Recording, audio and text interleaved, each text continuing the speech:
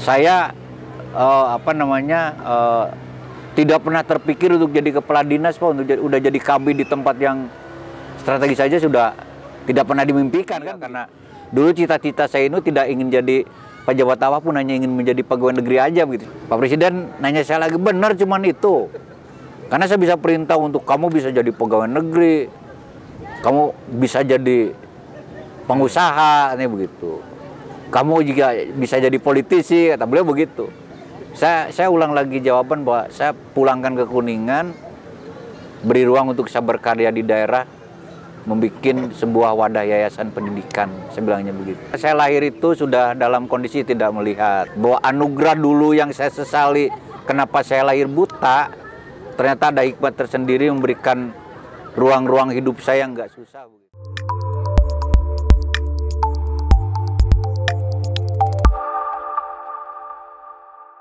Selamat sore Tribuners, jumpa lagi bersama saya Hadi Sasono, pemimpin redaksi Tribun Jabar.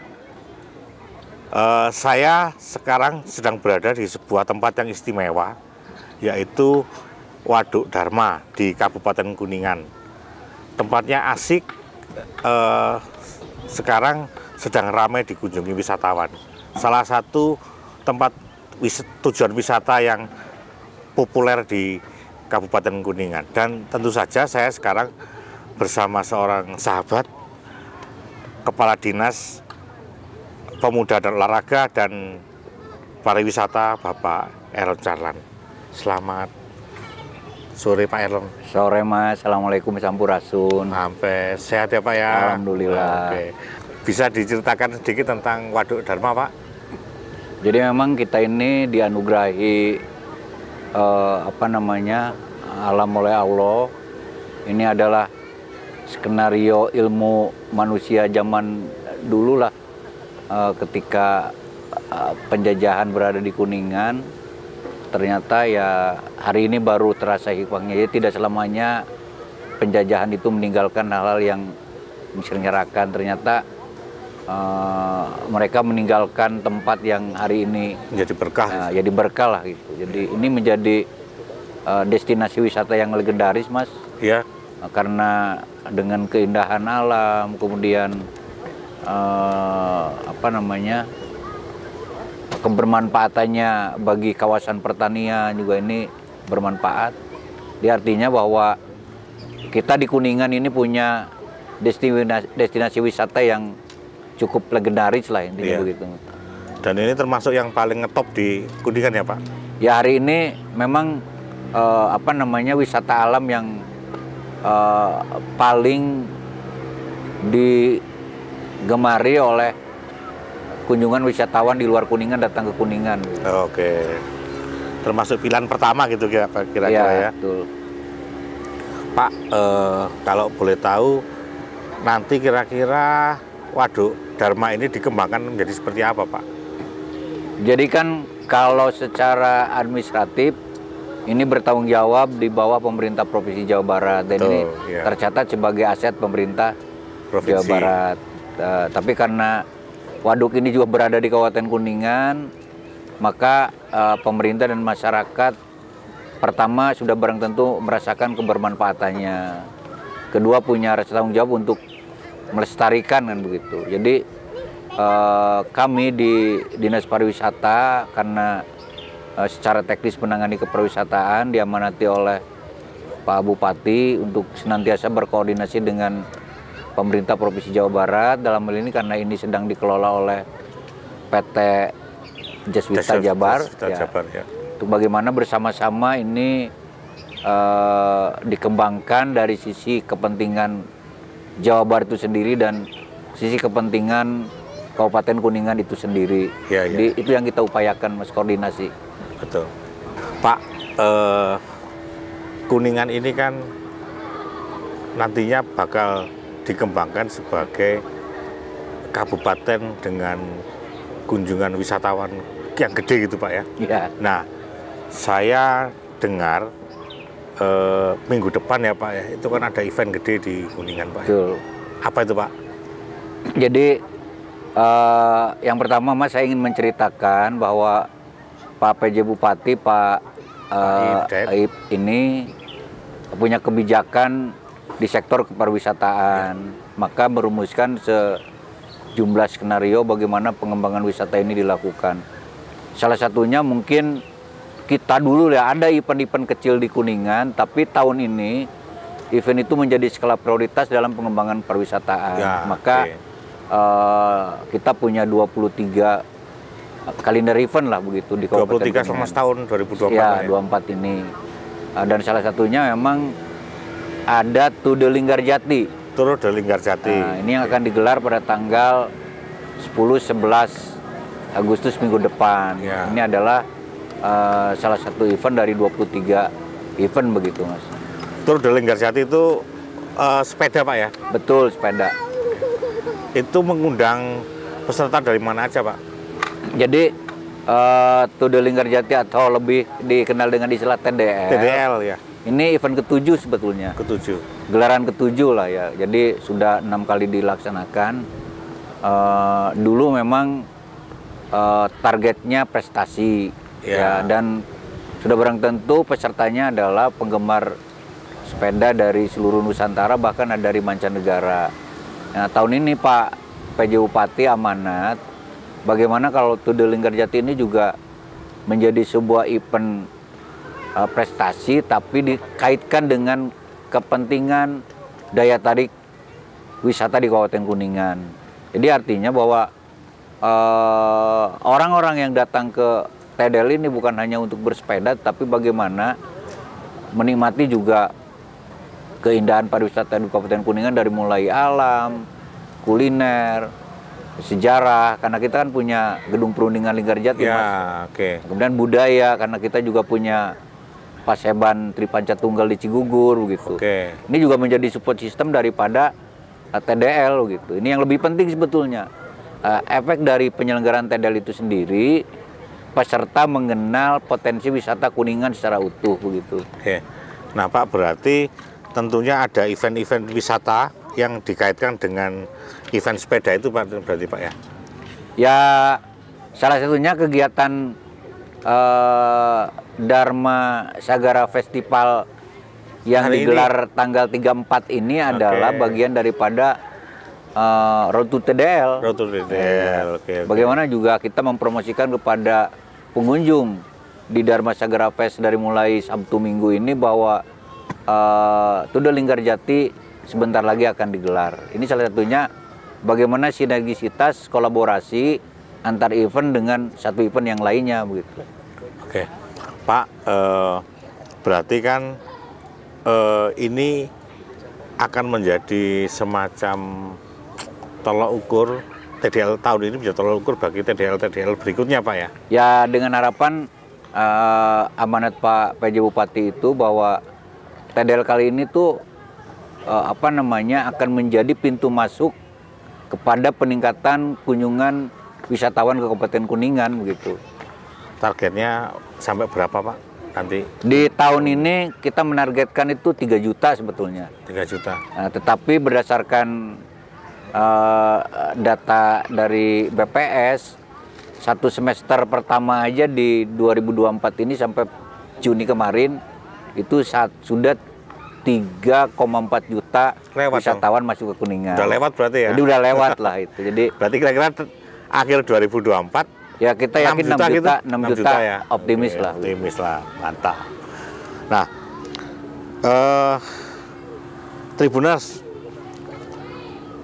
saya bisa menyebut bahwa Pak Elon, sahabat saya ini sebagai seorang yang istimewa begitu. Nanti kita akan mengupas sedikit banyak tentang Pak Elon. Nah, Pak Elon ini pernah mendapatkan penghargaan sebagai ASN terbaik 2019 ya, Pak? Betul. Betul. Ya. Itu di bidang apa, Pak? Pada waktu itu ada penilaian ASN inspiratif, Mas.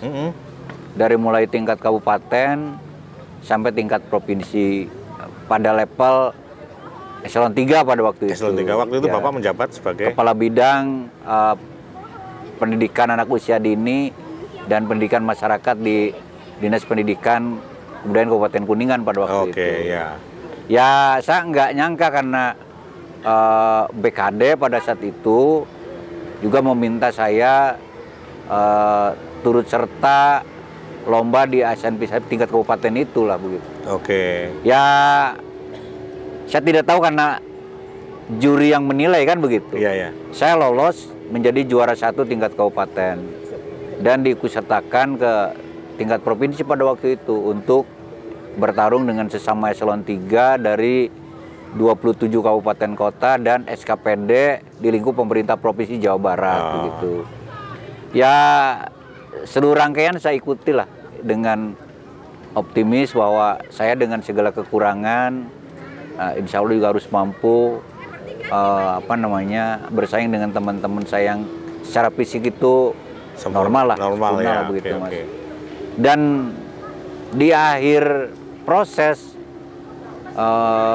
Dewan Juri pun atau pansel mengumumkan bahwa saya menjadi juara 1 tingkat Provinsi Jawa Barat begitu ya. Saya hanya bisa mengucap syukur alhamdulillah karena saya tidak pernah berpikir jadi juara. Sudah ikut serta pun itu sudah ruang yang luar biasa, dalam hal ini BKD Kabupaten, BKD Provinsi sudah mau terbuka menyatukan sebuah lomba antara yang berkekurangan dengan yang kesempurnaan secara fisik begitu. Jadi sebenarnya mungkin yang dipertarungkan itu bukan soal fisik Pak ya, berarti kemampuan itu ya. Ya, mudah-mudahan itu menjadi objektivitas dalam proses dari mulai kabupaten sampai ke provinsi, karena nyatanya ya pansel dan Pak Gubernur berani mengumumkan seorang saya menjadi juara 1 di tengah-tengah kekurangan bertanding dengan yang sempurna secara fisik gitu. Iya. Berarti Tribuners itulah istimewanya. Sampai sekarang di eselon 2 Pak Elon ini masih dipercaya oleh atasan-atasannya. Nah, dulu ketika pertama kali dipercaya menjadi ASN itu tahun berapa Pak? Saya masuk Pemda itu tahun 2000 Mas sebagai tenaga honorer. Tenaga honorer ya. Ya, itu bekerja di bagian Kesra, sekretariat daerah. Ya. Honorer namanya juga Mas. Ya. Ya asal-asalan lah begitu. Tapi dengan itikad saya bahwa saya harus bisa memberikan ruang pengabdian yang saya mampu untuk pemerintah dan masyarakat. Pada tahun 2006 ikut seleksi CPNS dan alhamdulillah dinyatakan lulus. Okay. Ya, ikut CPNS pun nggak seperti sekarang ada ruang khusus untuk disabilitas kan begitu secara undang-undang. Pada waktu itu pure bersaing dengan teman-teman yang sempurna secara fisik begitu. Jadi kalau ada sekian ribu itu di dalamnya saya tidak ada kursi khusus kan begitu. Iya. Alhamdulillah lulus dan Pak Bupati menempatkan saya lagi tetap di situ di bagian Kesra ya, sampai pada tahun 2012 ya Pak Bupati Pak Haji Aang Hamid Suganda pada waktu itu juga saya terkejut berani mempercayakan saya untuk menjadi eselon 4 kepala subbagian di tempat itu sendiri lah begitu di bagian Kesra. Waktu itu Pak Bupati berpesan khusus nggak secara pribadi gitu ke Pak Elon? Pada saat sesudah diumumkan kan saya dengar ditanya wartawan kan begitu. Belum nanya ke saya, jadi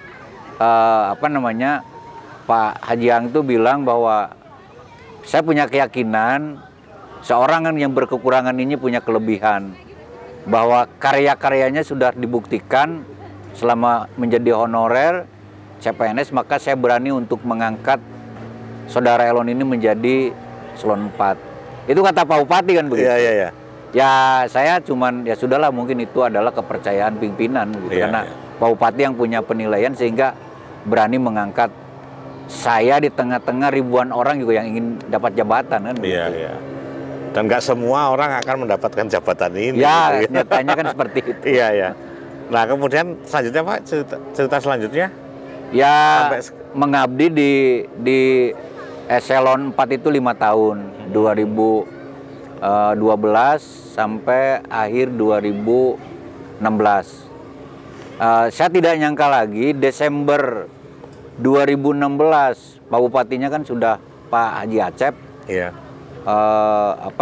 memanggil saya bahwa besok ada promosi, saya akan promosikan menjadi kepala bidang. Saya nanya ke beliau, Pak, tidak salah kan, saya udah cukup di eselon 4 juga sudah cukup bahagia, karena dulu cita-cita saya ini tidak ingin jadi pejabat apapun, hanya ingin menjadi pegawai negeri aja begitu. Saya bilang, Pak Bupati pada waktu itu begitu. Tapi Pak Bupati bilang, siapkan mental, lakukan yang kamu mampu, tunjukkan bahwa kamu bisa, karena besok tempatnya mungkin akan kamu terkejut dan orang memprotes diri saya. Kata Pak Ajat begitu. Saya nggak berani nanya ditempatkan di mana, kan itu prerogatif beliau kan. Iya, iya. Esoknya dilantik dan ya apa namanya, saya bersyukur ditempatkan di dinas yang cukup strategis dan diinginkan oleh siapapun yang ingin berkarir kan begitu. Dinas Pendidikan dan Kebudayaan Kabupaten Kuningan. Betul. Memegang jabatan kepala bidang pendidikan anak usia dini dan pendidikan masyarakat. Itu penggabungan dari 2 bidang sebenarnya. Bidang PAUD dan bidang PLS lah namanya. Ya banyak orang yang mengatakan bahwa Pak Bupati kayak nggak ada orang lagi, orang yang nggak lihat dilantik di Disdik gitu. Tapi Pak Bupati menyampaikan kepada saya, harus semangat. Saya aja bupatinya berani, kamu yang dipercaya harus lebih bisa. Gitu. Itu yang menjadi modal saya, Mas. Jadi ya dijalani dan nggak tahu lah persepsi publik seperti apa. Tahun 2021 itu ada open bidding untuk jabatan eselon 2, kepala dinas dan staf ahli pada waktu itu. Saya dipanggil lagi oleh Pak Bupati, Pak Haji Aceh. Kamu ikut, persyaratannya siapkan untuk bersaing di eselon 2. Saya juga ngomong lagi ke beliau, Pak, Bapak nggak salah karena ratusan orang juga ngantri Pak untuk ingin jadi eselon 2. Saya tidak pernah terpikir untuk jadi kepala dinas Pak, udah jadi kabid di tempat yang strategis saja sudah tidak pernah dimimpikan kan begitu. Beliau ngomong lagi bahwa ikuti saya Bupati, lakukan bahwa kamu punya kemampuan. Ya akhirnya ya saya ikut proses dari mulai pemberkasan, pendaftaran sampai ikut seleksi. Di saat seleksi itu Pak Bupati pesan, kecerdasan akademik tunjukkan pada seleksi ke Pansel. Karena kalau penilaian aktivitas, saya sebagai Bupati tidak usah lagi bertanya kepada siapa-siapa, yang begitu. Ya, kalau kecerdasan akademik kamu itu ya ternyata punya kelebihan berdasarkan intelektual, itu nanti saya akan pertimbangkan, kata beliau begitu. Ya sudah, saya ikut tanpa bermimpi lulus, Mas, gitu. Ya ternyata saya dinyatakan lulus 3 besar pada 2 posisi jabatan. Disnaker dan staf ahli Bupati. Di 2 tempat itu saya masuk. Ya udah lulus 3 besar aja saya udah bersyukur alhamdulillah kan begitu. Dan saya tidak pernah bertanya, karena untuk memilih 1 di antara 3 itu kan hak prerogatif Pak Bupati kan begitu. Mau siapapun yang diputuskan setelah di 3 besar ini ya itu hak Bupati. Ya saya apakah akan lulus di Disnaker atau di staf ahli nggak tahu juga begitu, Mas. Ya hari Jumat 17 Desember 21 jam 9 pagi saya dapat undangan untuk dilantik. Dan mulai orang bertanya kan begitu. Dilantik di mana? Ya saya nggak tahu kan begitu. Cuma dapat undangan dilantik. Akhirnya saya ke pendopo, ikut proses pelantikan dan deg-degan begitu, Mas. Saya lulus ini di staf ahli atau di Disnaker kan begitu. Pada saat dibacakan keputusan Bupati, ternyata saya dinyatakan lulus dan dilantik di Kepala Dinas Tenaga Kerja dan Imigrasi Kabupaten Kuningan begitu. Nah, ya itulah proses kepercayaan, Mas, mungkin. Ya, nah yang saya juga baca nih, Bapak itu aktivis dulu ya, Pak. Aktivis memperjuangkan teman-teman disabilitas. Pernah begitu, Pak? Ya, jadi kalau boleh saya cerita sedikit, Mas, saya lahir itu sudah dalam kondisi tidak melihat. Dia artinya bahwa Allah menakdirkan saya lahir ini ya sudah tidak bisa melihat dunia kan begitu. Lahir di sebuah pedesaan di Kuningan Timur, lahir dari keluarga buruh, bukan petani, Mas, buruh. Nah petani kan punya sawah ladang, kalau buruh ya hanya bekerja di orang kan gitu. Ya dengan kesabaran ibu saya, ya bapak saya begitu. Kemudian membesarkan saya, dan pada saat saya usia masuk SD, dilalahnya ada guru SD yang mengajak saya untuk, udah kamu ikut belajar di sini. Saya bilang, nulis saya gimana Pak?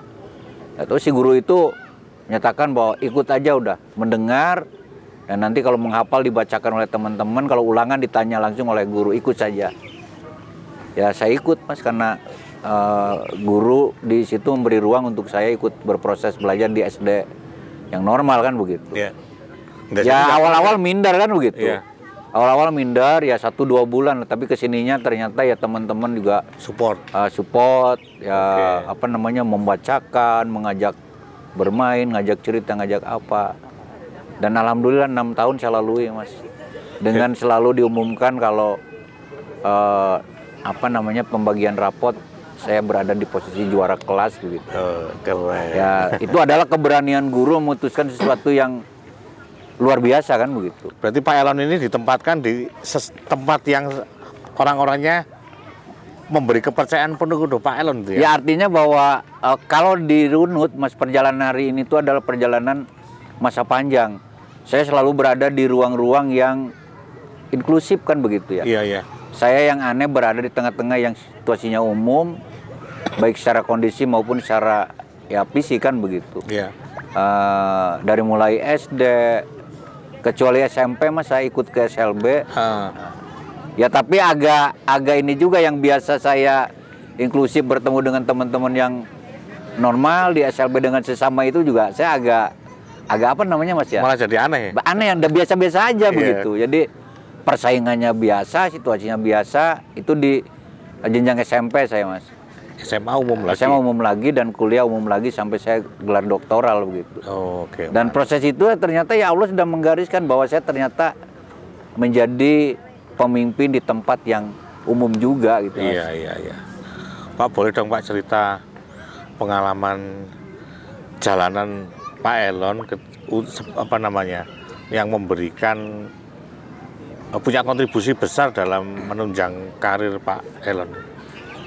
Semasa SMA saya dikenal apa namanya ya, yang apa namanya, mau bergaul dengan siapapun gitu Mas. Iya. Ya dengan teman-teman di sekolah, anak-anak di desa, di jalanan begitu saya bergaul. Dengan tidak melupakan belajar tentunya Mas begitu. Itu saya lalui lah selama 3 tahun.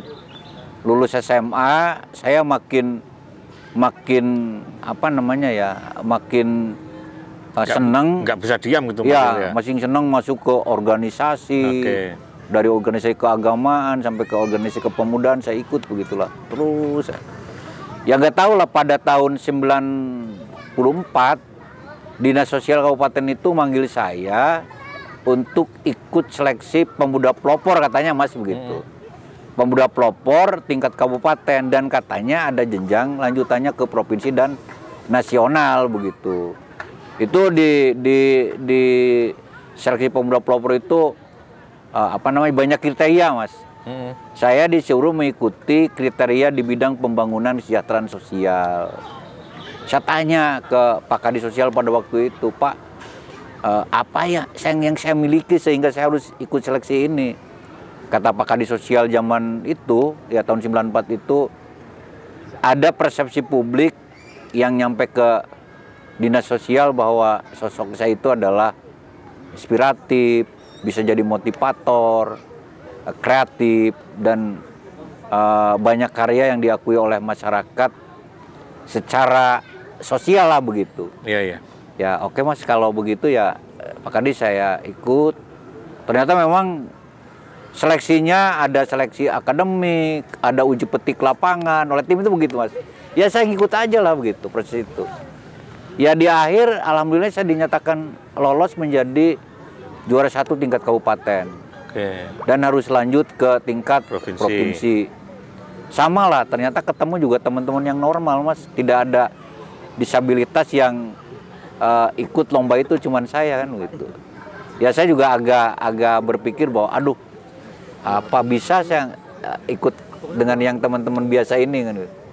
saya lalui dan alhamdulillah di akhir pengumuman saya dinyatakan juara 1 lagi gitu Mas. Oke. Ikut ke nasional, bertemu dengan pada waktu masih 27 provinsi. Ya berarti saya ketemu masing-masing juara 1 tingkat provinsi, berarti ketemu 26 orang kan begitu. Ya Kemenpora penyelenggaranya pada waktu itu. Dan di akhir pengumuman alhamdulillah saya dinyatakan lolos juga sebagai pemuda pelopor tingkat nasional pada waktu itu. Oke. Kemudian Pak Menteri Pemuda Olahraga pada waktu itu Hayono Isman menyatakan bahwa keberanian pemerintah pusat menobatkan saudara Elon Charlan menjadi pemuda pelopor nasional adalah persepsi publik. Ya, persepsi publik dan kecerdasan akademik, katanya begitu Mas. Gitu. Persepsi publik yang menyatakan dari daerah sampai ke level provinsi dan nasional bahwa sosoknya adalah mendapat ruang pengakuan dari berbagai elemen masyarakat. Katanya begitu. Karya-karya sosialnya juga membuahkan hasil di tengah-tengah masyarakat, kata beliau begitu.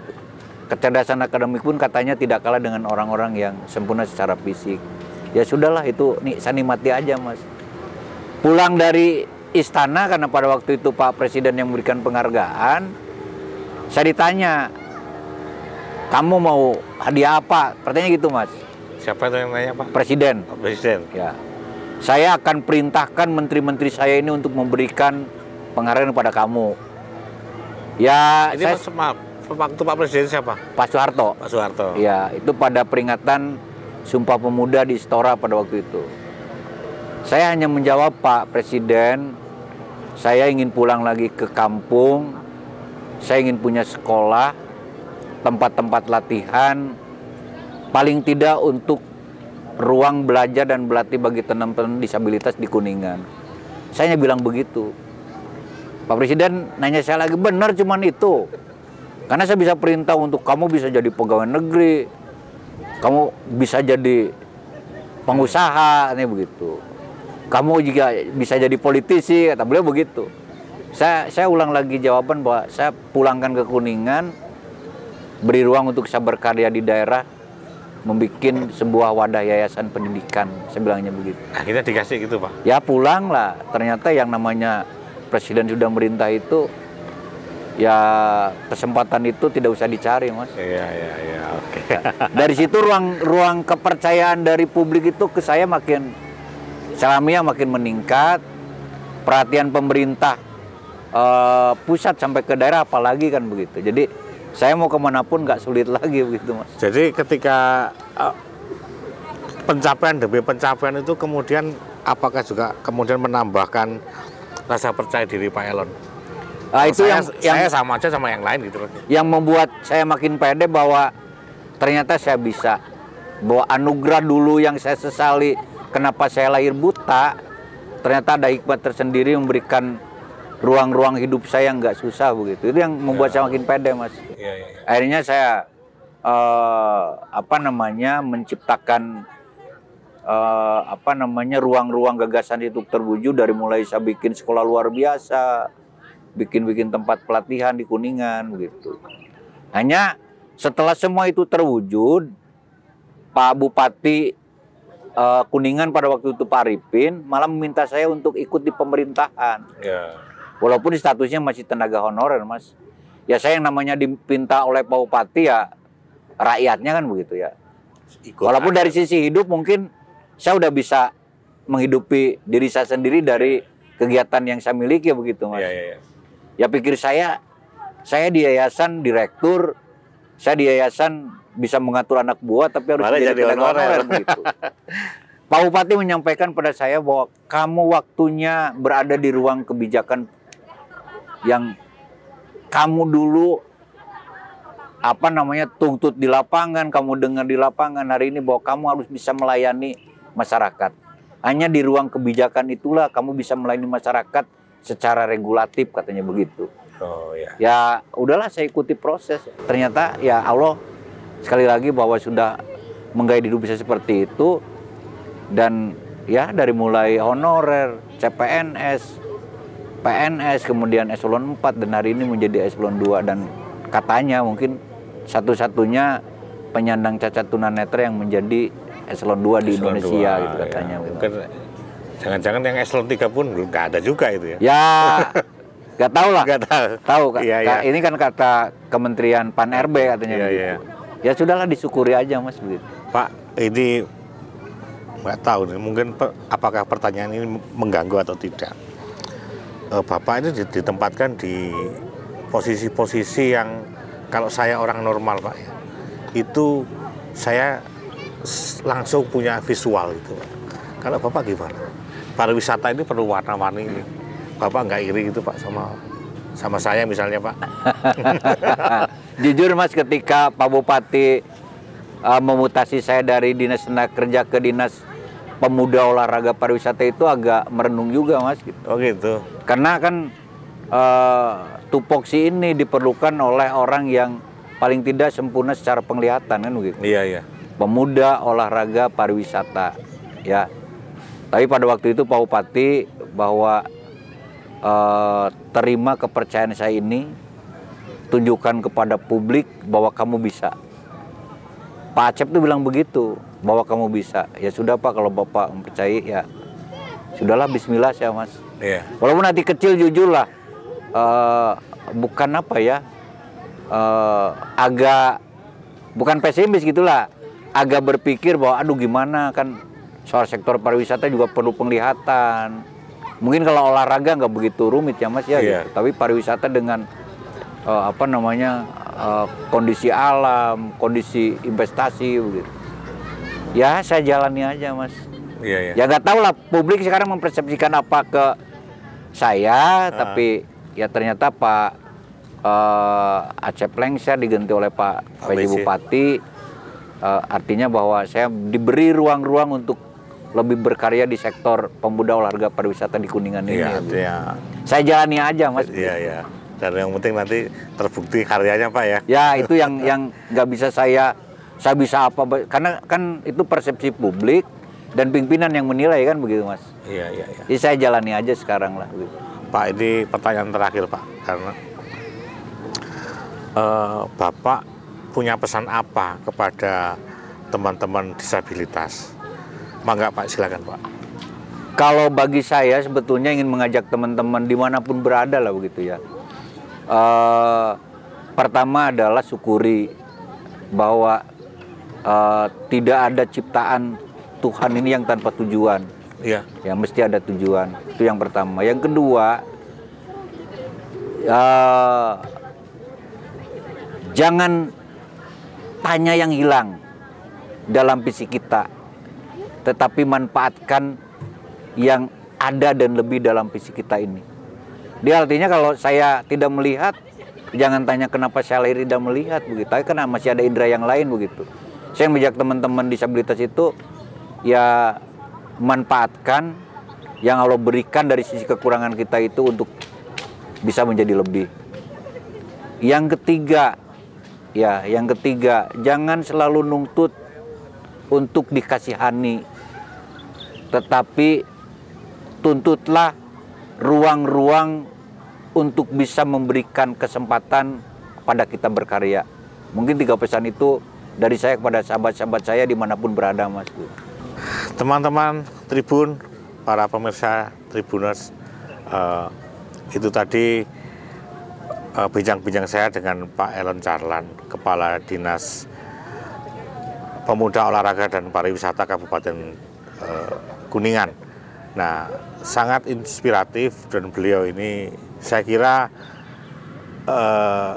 kalau menonton wawancara ini saja ya mungkin cukup, tetapi akan bisa lebih melihat membuktikan lagi karya beliau ketika para Tribuners datang ke Kuningan dan melihat karya-karya beliau yang ada di Kabupaten Kuningan.